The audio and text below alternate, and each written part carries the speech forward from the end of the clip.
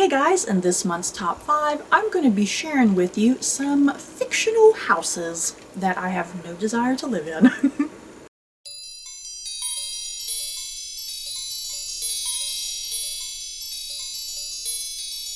So, I think that title is pretty self-explanatory.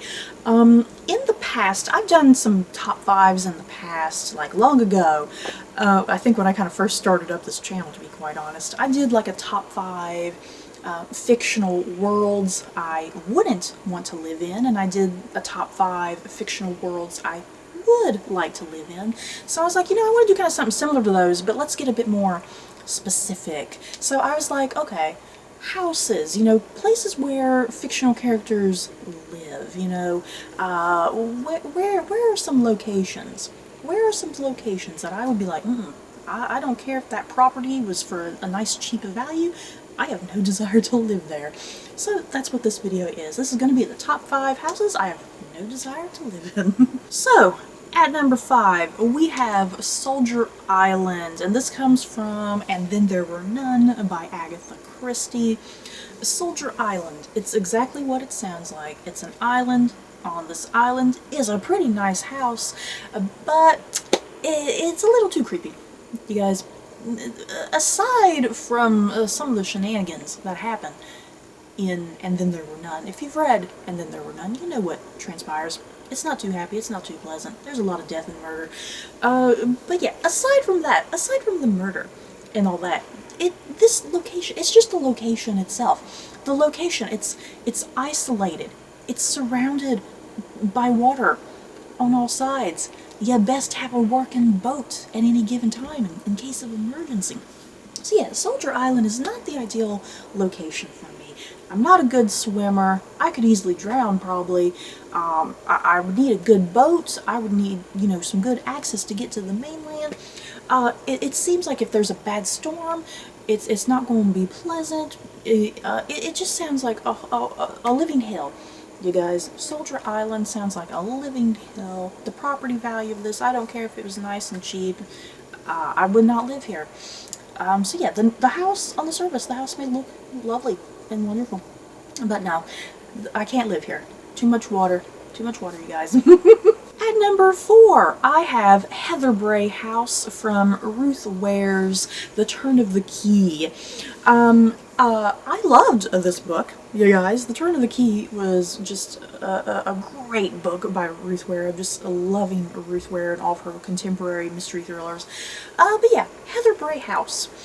The thing about this house, it's described as being very modern. It's a very modern contemporary house, but like also elements of it that are still kind of a traditional house. And what I mean by that is that it's kind of an older house. Things kind of look a certain way, but through some redesigning and readapting, the owners of the house have been wanting to make it more contemporary, and everything is essentially run by computer. You have your iPad, and everything in the house can be controlled by this iPad. So it's a very technologically advanced house, but that's just it. It's too technologically advanced, you guys. And yeah, the fact that you gotta run everything off of an iPad, it's like you gotta have your iPad at any given time. But what if something malfunctions? You know, what if something malfunctions and it's like, uh-oh. And the thing is, the house, every damn thing in this house is run by the iPad. Even the shower. The shower doesn't even turn on like a typical shower.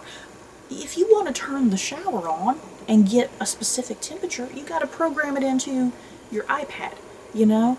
I think even flushing the toilet. I think if you even want to flush the toilet, you got to hit a button on the iPad to flush the toilet.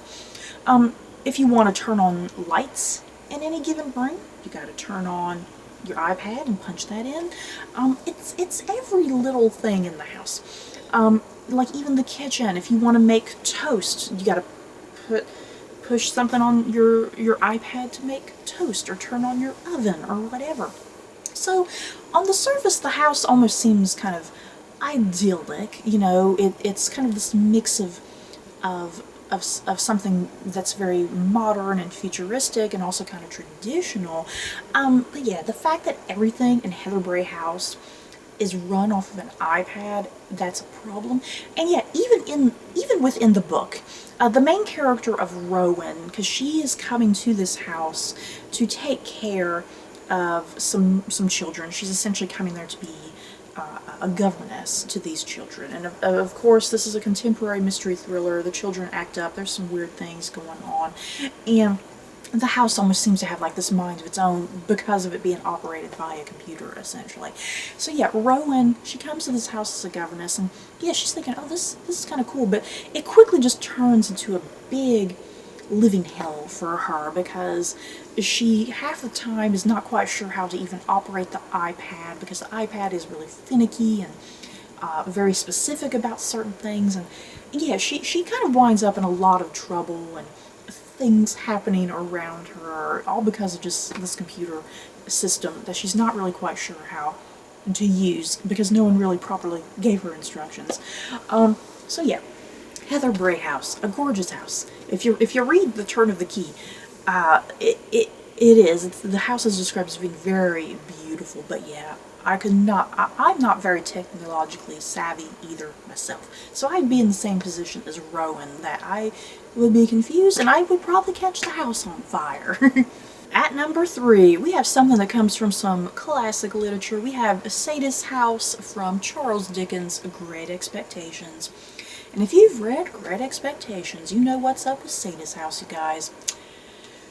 The house, let's put it this way, the house long ago probably lived in wonderful glory. It was probably beautiful and glamorous at one point, but because of Miss Havisham, the current resident of Sadie's house, the house has fallen into disrepair. It's derelict. It's just falling apart. And don't even get started on one of the main rooms where Miss Havisham likes to hang out. There's just mice and just bugs and insects. And yes, she has this big, huge wedding cake that's like decades old hanging out on her table, because she was supposed to get married decades ago, but something happened. She didn't get married, and it really broke her heart and tore her up to bits. So that's why the house is just falling apart and it's in disrepair. And yeah, why there's a massive wedding cake just rotting away, and mice and insects. Yeah, the house, even if the house was to be fixed up and the mice gotten rid of and an exterminator coming in there, I just still don't think I could live in this house. I think it's too far gone. It's just falling apart. And you know what, now that I think about it, doesn't the house burn at the very end of the book? I'm trying to remember. It burns, doesn't it? The house burns at the very end anyway. So even the site, even just the site, you'd have to clean up this whole site anyway and get rid of the whole house. I don't think I could. There's too much history going on here. There could be ghosts, for all you know. I'm not a particular believer of ghosts, but it could happen at this particular location because of the crazy people that inhabited it. So yeah, Sadie's house, you guys. I would definitely not want to live in this house. Charles Dickens did such a great job of describing this house in just really great detail.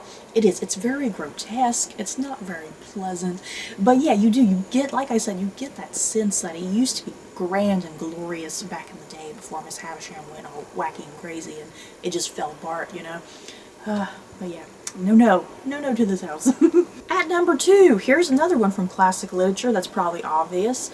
Castle Dracula from Bram Stoker's Dracula. No way. Vampires? I mean, I think I can just end right there. I think I can just end right there with my explanation about why I would not dare live in Castle Dracula. Vampires, you guys. Even though Dracula himself, because this is in Transylvania, correct? Castle Dracula is in Transylvania. Even though Dracula moves from that particular location to go to England, the thing is, he's still leaving behind some pretty insane crap at this location, because you gotta deal with the brides of Dracula. I think there's probably bodies all over this place. It's probably not a very pleasant place to live. I think it's probably dark and gloomy. Probably really cold and windy. I've never been to Transylvania, but that's kind of the feeling I get, that it's dark, gloomy, rainy, windy. Castle Dracula, definitely a no-no. Plus, like I said, vampires. I have no desire to die while living at this location. And at number 1, I definitely had to put something from Edgar Allan Poe on this list, and that is Usher Manor from The Fall of the House of Usher by Edgar Allan Poe. Usher Manor, you guys. If you've read The Fall of the House of Usher, you know what happens. Edgar Allan Poe, the very start of this short story, you meet your unnamed narrator. He's riding up on his horse, and the first thing you get is a description of what Usher Manor looks like. And it's described as a very large house. But yeah, Edgar Allan Poe goes into such detail about what the windows look like, what the front door looks like, what the surrounding land looks like. And it's horrible. It's just absolutely horrible and kind of grotesque and very, very chilling and atmospheric. And it's a location that, like, you definitely just, it's like, turn your horse back around, dude. Turn your horse back around and go the other way. And yeah, the house, if you sit and try to visualize the house is supposed to kind of look like a skull, almost. You're supposed to kind of have the sunken in eyes and the nose and kind of the mouth area. The house is kind of described almost looking like this scary looking skull. And on the very outside of the house is like a big crack. There's like a big crack just going right through. So it's already just kind of falling apart right there. And then yeah, even then the inside's not that much better. It's like the inside still looks relatively nice, but yeah, you do get this sense of decay. You know, this is an ancient family home, and the two siblings living in this house. It's like, what's going on? It's just so strange. You know, the relationship between these siblings is strange. Just the inside of the house is very strange. And the house represents just the disturbing nature of these siblings and the possibility of just some very disturbing things kind of going on, possibly. Like I said, it's one of Edgar Allan Poe's most atmospheric and most chilling.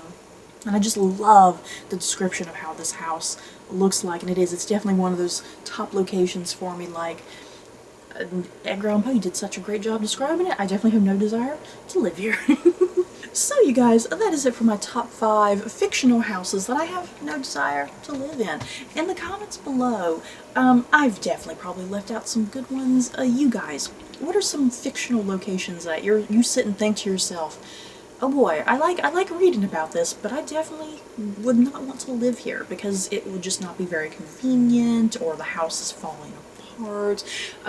Anything that just kind of gets to you and rubs you the wrong way, and you're like, no, I could not live here. So yeah, that's it, you guys. That's it for this top 5. Don't forget to like, comment, and subscribe. And if you like this video, you may like these other videos.